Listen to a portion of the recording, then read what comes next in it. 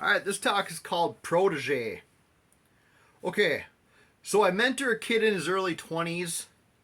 Going in, I thought it was going to be all about teaching him things about biblical principles and somehow guiding him to abide by those principles. I felt like the measure of success would be weighed by how much he accepted the lessons and conformed. My gauge for success proved our first meeting to be a complete failure. I didn't teach him anything, and therefore he has not changed at all. After some time in prayer and hearing back from God, over the period of several weeks, it turned out to have been a success after all. Though the experience, I learned biblical principles and it transformed me. James 2:8, if you really fulfill the royal law according to the scripture, you shall love your neighbor as yourself. You are doing well. Romans 15:2, let each of us please his neighbor for his good to build him up. There are no verses that say to disciple your neighbor. Jesus never says teach your neighbor biblical principles and somehow guide him to abide to those principles. No, he says love your neighbor. I now more understand the power of mentorship. I now more understand the power of just sharing your time with someone. Just being there for someone. No teaching, no expectation, just giving someone your time. Just loving someone just as they are. John 15:12, this is my commandment that you love one another as I have loved you. Isn't that how we were all first introduced to Jesus? Someone loved us the way Jesus does, right in the middle of our crap with no judgment. John 12:46-47, I've come into the world as light, so that whoever believes in me may not remain in darkness. If anyone hears my words and does not keep them, I do not judge him. For I do not come to judge the world, but to save the world. One of the things that I remember prior to believing, like I do now, is the light. I was surrounded in darkness my entire life, right up until I gave my life to Jesus. But I would see light in people, like stars in the night sky. The Milky Way galaxy is 100,000 light years across. The light from those stars that you see has traveled a long time and distance. Millions of years, and yet there's the light. It's very remarkable. Jesus came into the world as light, so that whoever believes in him may not remain in darkness. The word darkness there translates to ignorance, ignorance of divine things.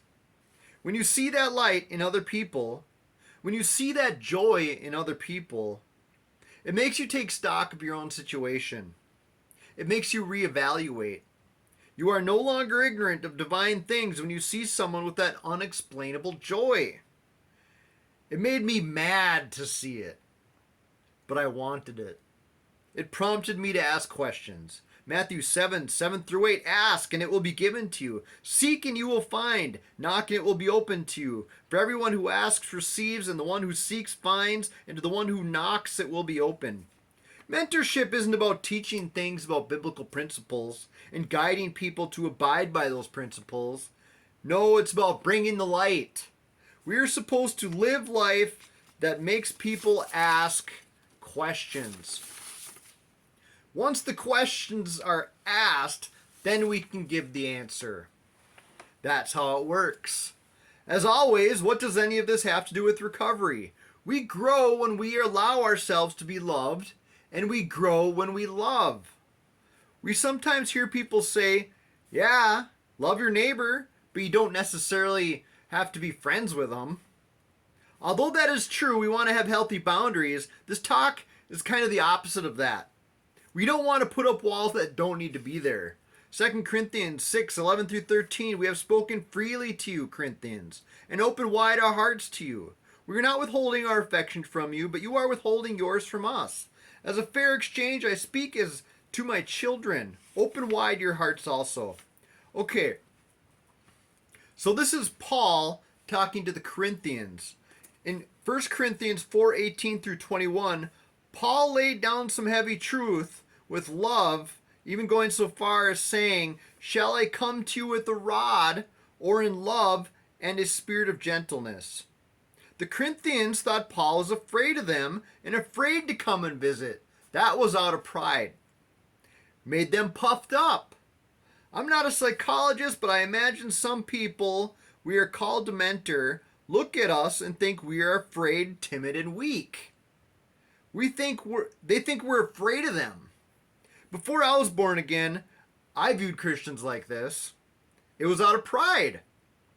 Pride says things like this: if I walked into your church, I'd burst into flames at the door. I've told people this in the past when they've invited me to church. Then in 2 Corinthians 1:23, Paul says, not that we have dominion over your faith, but are fellow workers for your joy. For by faith you stand. What he is saying is that he is not presuming to be this all-knowing, all-powerful authority of the faith. Cult leaders do that. We want to come in humility, not puffed up in pride. All that to say this: not only do we not want to put up walls, we also don't want to approach loving our neighbors or mentoring like we have everything all figured out. That way, we can focus on just reflecting Jesus' light like we're supposed to. Before I was saved, there were Christians who were either afraid of me and wouldn't interact with me, like I was going to somehow suck the life force out of them and drain their resources, or they acted like they had this thing all figured out. They had arrived. Both turned me off. Just be light. Just love people. Then they won't withhold their affections from you. In that space, they'll start to ask questions. I hope all that makes sense. Truth is, though, sometimes we are afraid.